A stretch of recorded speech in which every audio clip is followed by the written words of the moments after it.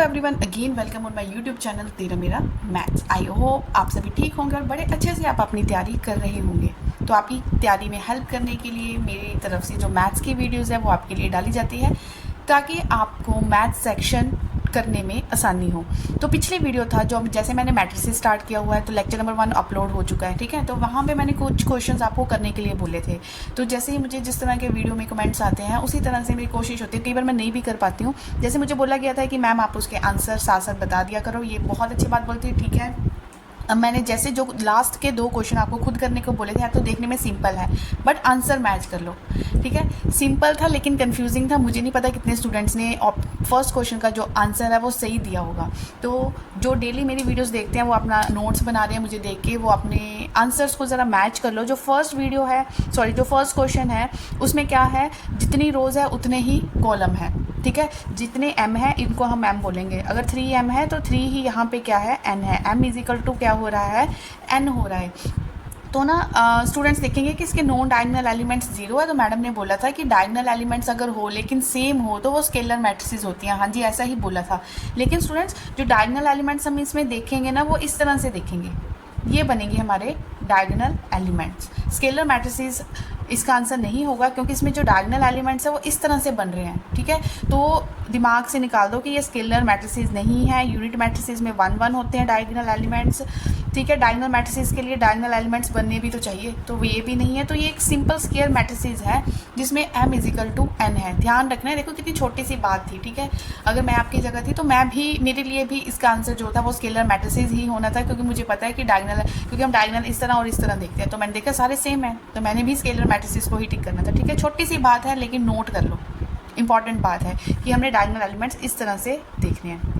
तो इसका आंसर आएगा m is equal to n, means option number D, ये एक स्क्वायर मैट्रिसेस है। तो अगली है a i j m into n। कहते हैं अब हमने इसको स्क्वायर मैट्रिसेस बनाना है। चलो डेफिनेशन में मैंने पहले ही बोला है कि स्क्वायर मैट्रिसेस के लिए rows and column should be equal to 1, should be same होनी चाहिए कि जितने रोज है उतने कॉलम है, तब जाके वो क्या बनेगी, हमारी स्क्वायर मैट्रिसेस बनेगी, ठीक है। तो ये बेसिक लेक्चर है। अभी मैंने क्लास 12th के अकॉर्डिंग आपको मैट्रिसेस करवा रही हूँ। उसके बाद मैंने उठाने हैं सारे प्रीवियस ईयर के क्वेश्चन। तो जो ये बेसिक क्लासेस है, डोंट मिस देम, ठीक है। डेली आप इन क्लासेस को अटेंड करो, ठीक है। तो जितने भी नए स्टूडेंट है फर्स्ट टाइम मेरे इस चैनल पर विजिट कर रहे हैं उनको मैं बोलना चाहूँगी कि आप कॉन्टीन्यूटी में देखें वीडियोस, ठीक है। बीच से मटेरियल पिक करोगे थोड़ी कन्फ्यूजन सी रहती है। अगर आप बेस से स्टार्ट करोगे तो मेरे अकॉर्डिंग ज़्यादा अच्छा रहेगा आपके लिए। तो डिस्क्रिप्शन बॉक्स में जाओ, आपको प्लेलिस्ट मिल जाएगी HPTGT के रिगार्डिंग रिवीजन क्लासेस।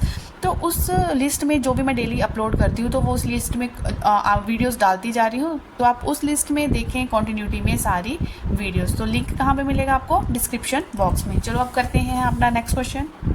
तो स्टूडेंट ये है नेक्स्ट क्वेश्चन आपके सामने, ठीक है। जब मैंने आपको डेफिनेशन करवाई थी तो वहाँ पे कंपेरेबल मैट्रिसेस था, तो वहाँ उसके अकॉर्डिंग हम ये क्वेश्चन करेंगे। मुझे 2 मैट्रिसेस दे रखी है और दोनों मैट्रिसेस के बीच में कैसा साइन लगा रखा है, इक्वल टू का साइन लगा रखा है कि ये दोनों मैट्रिसेस क्या है, इक्वल हैं। तो अब हमें यहाँ से x और y की वैल्यू निकालनी है।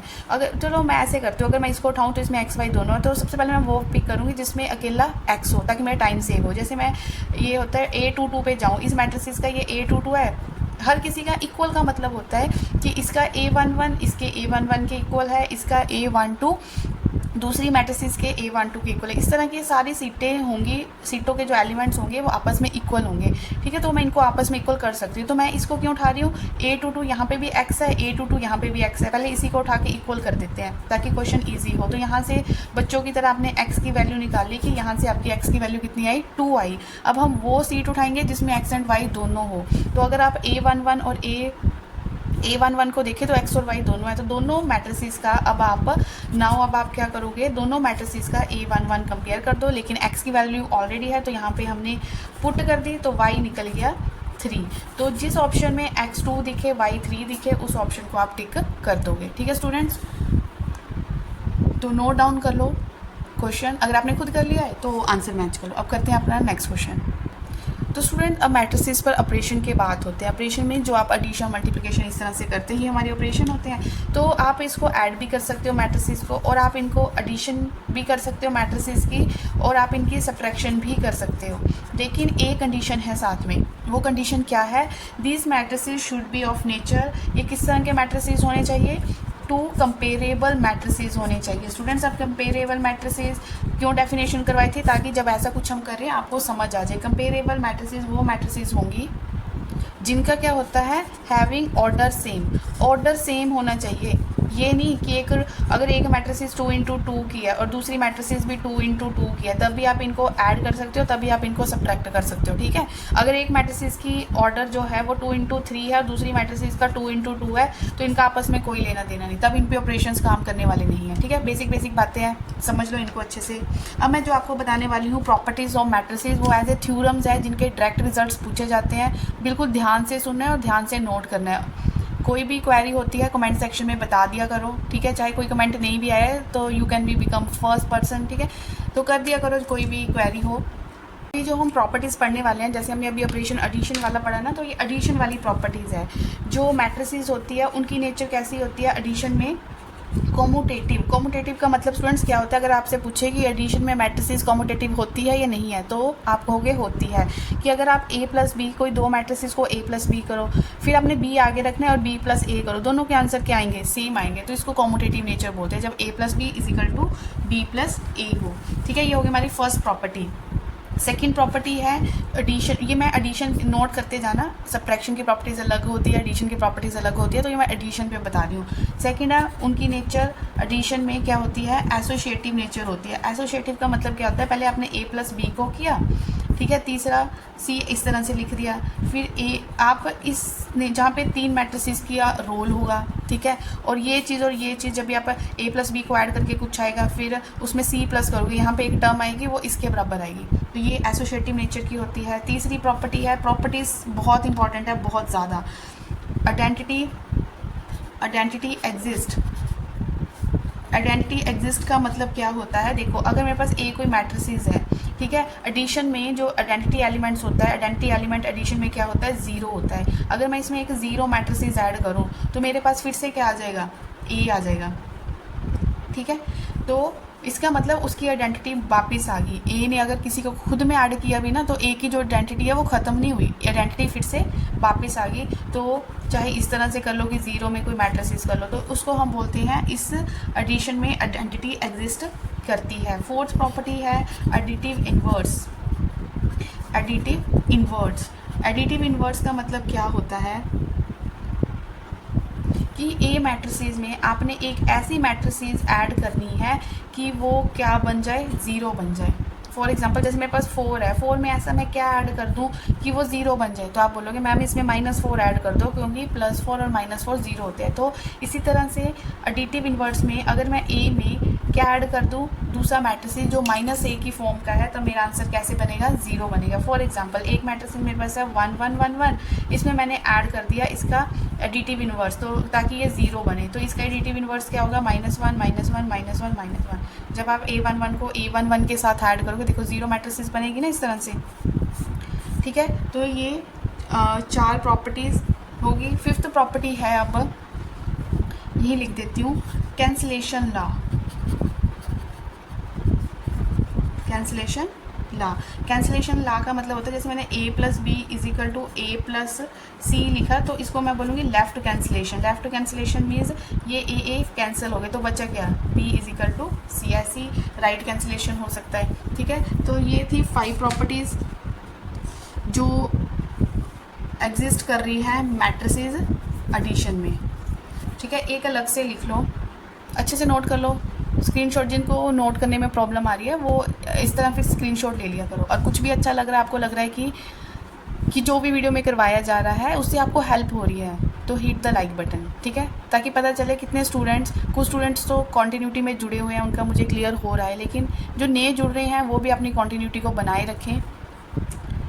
बात हो रही है स्केलर मल्टीप्लिकेशन की, मीन्स कोई मैट्रिसेस है उसके बाहर मैंने स्केलर मीन्स कोई कांस्टेंट को मल्टीप्लाई कर दिया, तो वो हर किसी को अंदर जाके मल्टीप्लाई करेगा। बस ये प्रॉपर्टी को आपने ध्यान रखना, वैसे तो चलो हमें पता ही होता है, लेकिन फिर भी ये प्रॉपर्टी को आपने ध्यान रखना है। और स्केलर मल्टीप्लिकेशन की एक प्रॉपर्टी है, वो लिख लो। अब वही जो बात मैंने ऊपर बोली कि अगर इस तरह से कोई चीज़ स्केलर मल्टीप्लाई हो रही है एडिशन में, तो वो ए मैट्रिसेस को भी ऐड के साथ जाएगी और बी के साथ भी जाएगी। ठीक है स्टूडेंट, अच्छे से इसको नोट डाउन कर लो।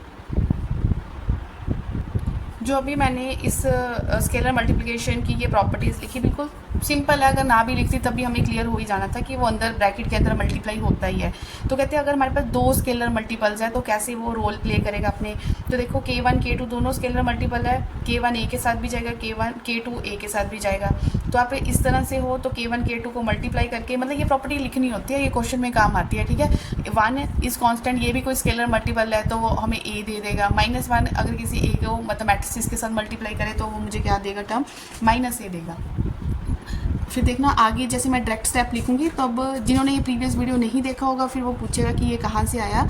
तो ये छोटी छोटी चीज़ें हैं जो बिल्कुल भी हम इग्नोर नहीं कर सकते, ठीक है।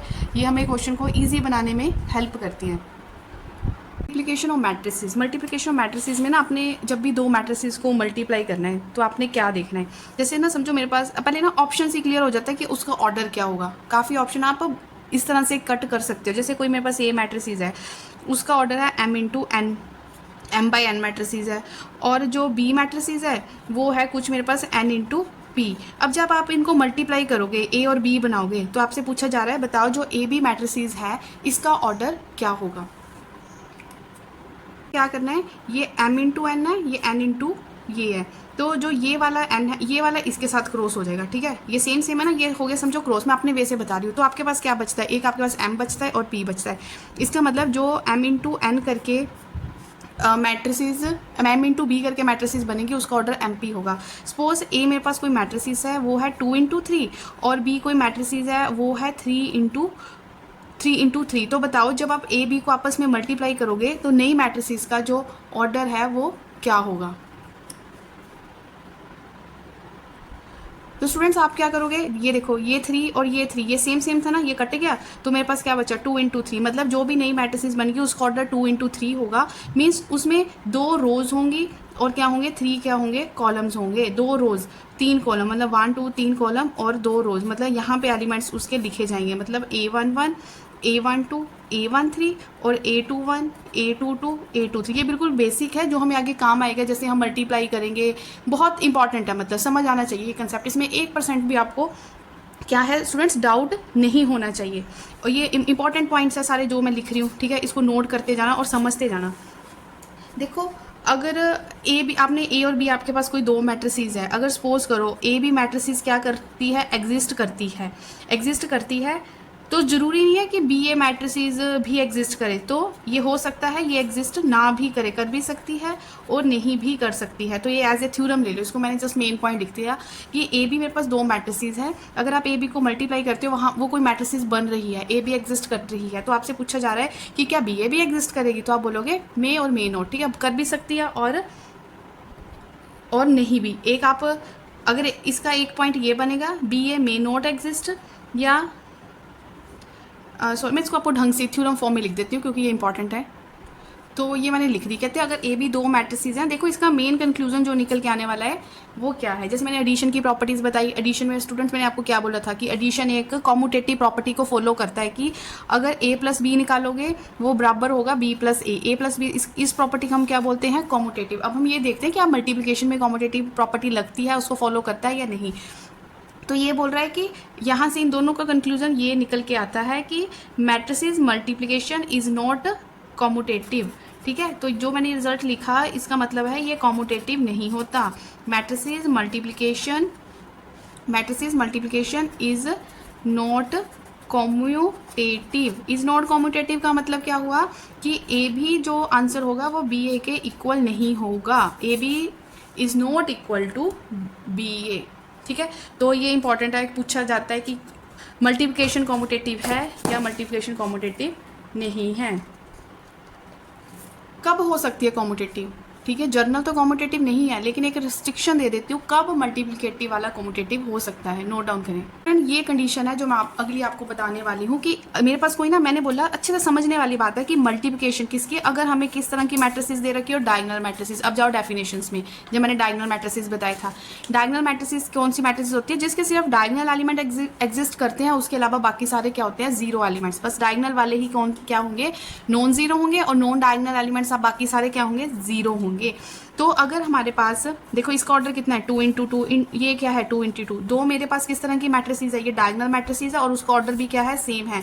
तो कहते हैं इस तरह की मैट्रिसेस हमारे पास कॉम्यूटेटिव होगी। देख लेते हैं किसकी बात हो रही है, मल्टीप्लिकेशन की। पहले ए बी मल्टीप्लाई कर लो, ठीक है, मैं आपको अभी मल्टीप्लिकेशन भी बताती हूँ, फिर आप बी ए निकालो। जब मैंने ए बी निकाला और बी ए निकाला तो दोनों क्या निकला, सेम निकले, मतलब मेरा फाइनल रिजल्ट क्या आया, A B is equal to B A. वैसे तो जनरल मल्टीप्लिकेशन कॉम्यूटेटिव नहीं होता, लेकिन हो सकती है कब, जब मेरे पास किस तरह की कंडीशन हो, डायगोनल मैट्रिसेस होनी चाहिए और उसका दोनों मैट्रिसेस का ऑर्डर सेम होना चाहिए, तब जाके वो कॉम्यूटेटिव बनती है। तो एडिशन की प्रॉपर्टीज़ को अच्छे से रिवाइज कर लेना। एडिशन की प्रॉपर्टीज़ में मैंने बोलता कि एडिशन जो है हमारे पास कॉम्यूटेटिव भी होता है, एसोसिएटिव भी होता है, वहाँ पे आइडेंटिटी भी एग्जिस्ट करती है, उसका इन्वर्स भी होता है, तो और ये बताए थे ना, और स्केलर मल्टीप्लिकेशन भी वहाँ पे एग्जिस्ट करती है। तो ये सारे मैंने किसकी प्रॉपर्टीज़ बताई थी आपको, एडिशन की। अब हम मल्टीप्लिकेशन वाला टॉपिक कर रहे हैं, तो मल्टीप्लिकेशन सबसे पहले हमने पढ़ा वो कॉम्यूटेटिव नहीं होता, फिर हमने पढ़ा कॉम्यूटेटिव हो सकता है, लेकिन कब, जब वो diagonal matrices of same order हो, ठीक है।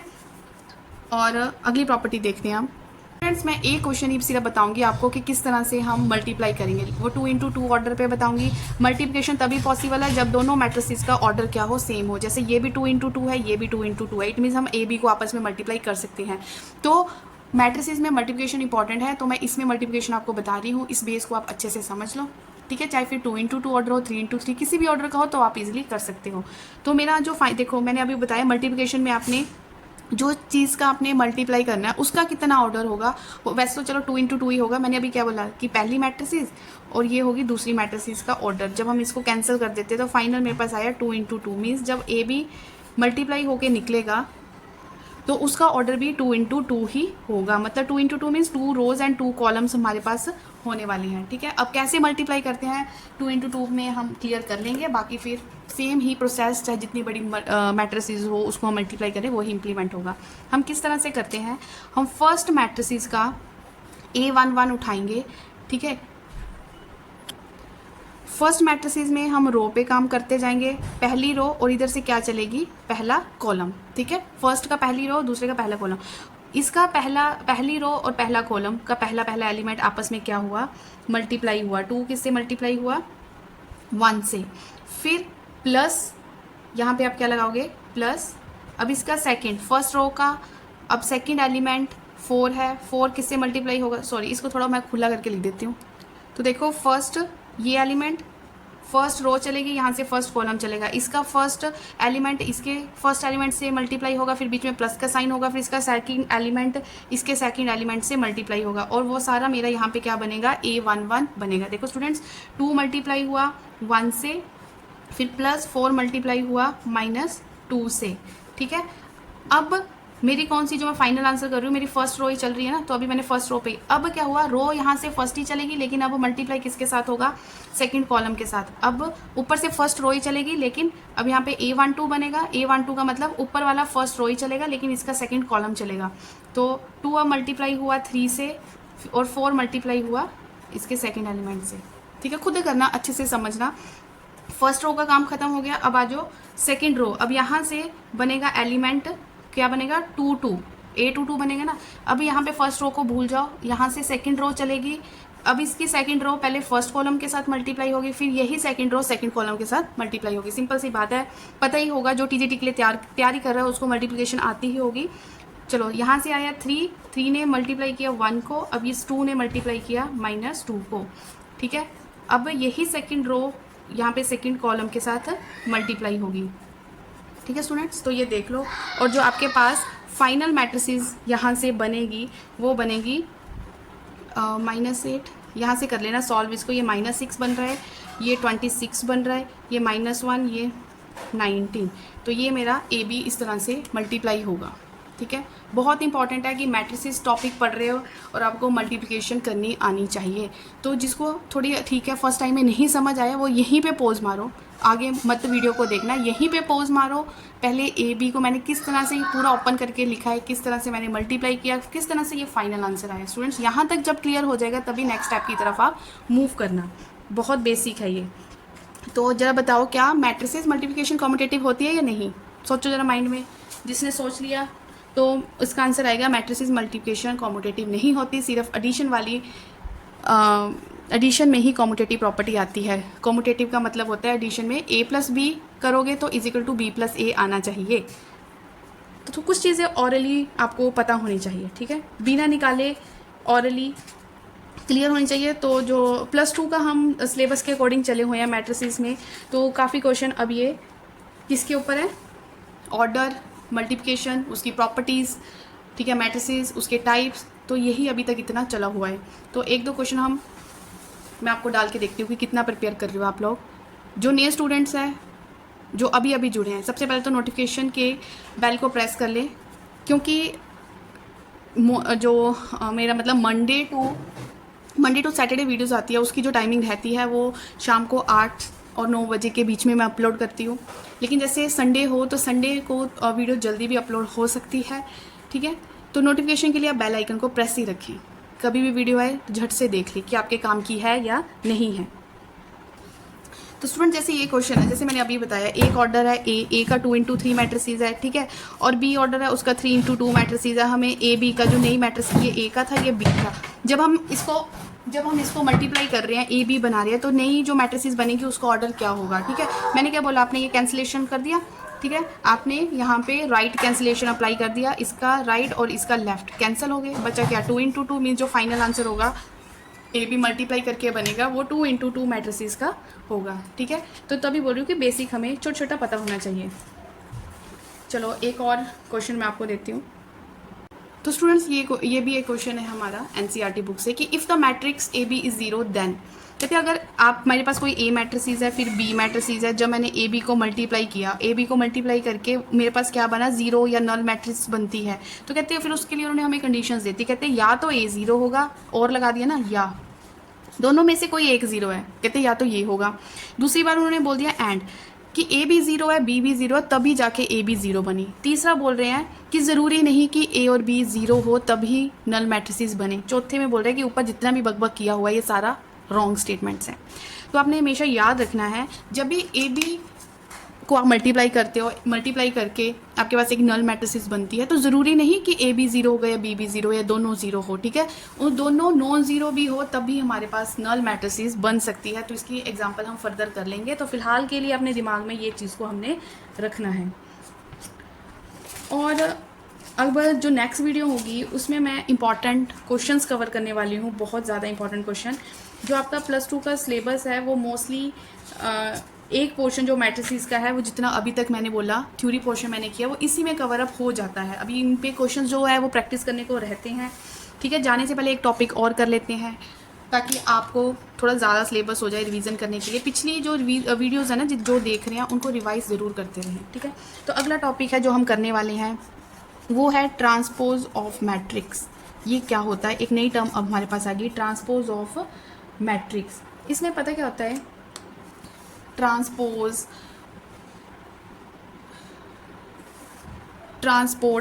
इसमें चलो सिंपल सी एग्जांपल से ही समझते हैं, ज़्यादा थ्योरी में पढ़ने से अच्छा। एक मेरे पास मैट्रिक्स है 5 2, एक उसमें रोज़ है, ये कॉलम्स रोज़ दे रखे हैं। ट्रांसपोज जब भी हम किसी मैट्रिसेस का निकालते हैं तो उसके ऊपर या तो टी लिख देते हैं या इस तरह से लिखे तब भी मतलब हम किसी मैट्रिसेस का ट्रांसपोज निकाल रहे हैं।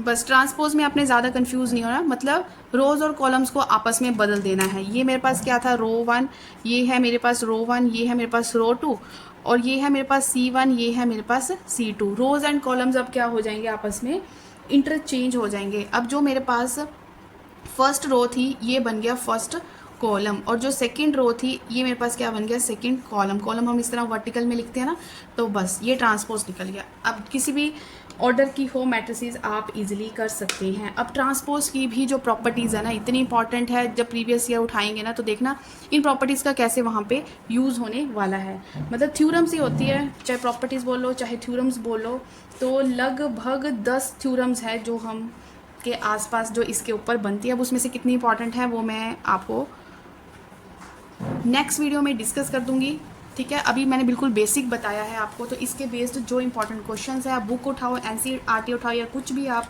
कहीं से भी पढ़ रहे हो, तो अब तक multiplication, transpose, properties, addition, definition सब कुछ को अच्छे से रिवाइज कर लो स्टूडेंट्स, ठीक है। तो नेक्स्ट वीडियो में हम जो टॉपिक करेंगे वो ट्रांसपोज सिमेट्रिक मैट्रिसेस क्या होती है, स्क्यू सिमेट्रिक मैट्रिसेस, उनके ऊपर जितने भी इम्पॉर्टेंट रिजल्ट्स बनते हैं वो करने वाले हैं, और साथ में कुछ मैं आपको क्वेश्चंस भी प्रीवियस ईयर के करवाऊंगी। तो ये रहेगा मेरा जो कंटेंट नेक्स्ट वीडियो के लिए। तो प्रीवियस वीडियो को भी आप अच्छे से रिवाइज़ करते जाओ, बाकी टॉपिक्स को भी अच्छे से पढ़ते जाओ। हिमाचल जीके है आपका, पीसीएम पे तो आपकी पकड़ बहुत अच्छी होनी चाहिए। करंट अफेयर्स को टच में रखो, डेली का अपना रूटीन बना के रखो, ठीक है। तो चाहती तो मैं भी हूँ कि आपकी जो वीडियो है वो मतलब इतने थोड़ा लेंथी होनी चाहिए। Due to shortage of time मैं इतना नहीं कर पाती हूँ, लेकिन फिर भी मेरा होता है कि मैं इम्पॉर्टेंट कंटेंट जो है आपके साथ शेयर करूँ। आई होप ये वीडियोस आपको अच्छी लग रही है तो please hit the like button. अपने नियर डियर वंस के साथ जो टीजीटी के लिए प्रिपेयर कर रहा है, ज़रूरी नहीं आप हिमाचल वाले ही इन वीडियोस पे फोकस करेंगे। देखो स्टूडेंट, सिलेबस तो वही होता है, केवीएस दे लो, एनवीएस दे दो, पंजाब का दे दो, यूपी का दे दो, किसी भी स्टेट का एग्ज़ाम दे दो, कंटेंट वही है। पूछने का वे अलग होता है कि यहाँ से इतने नंबर का आएगा, वहाँ से इतने नंबर का, ठीक है। तो आई होप आप सभी अच्छे से ही तैयारी कर रहे होंगे और सभी ठीक होंगे। तो मिलते हैं नेक्स्ट वीडियो में। Till then take care.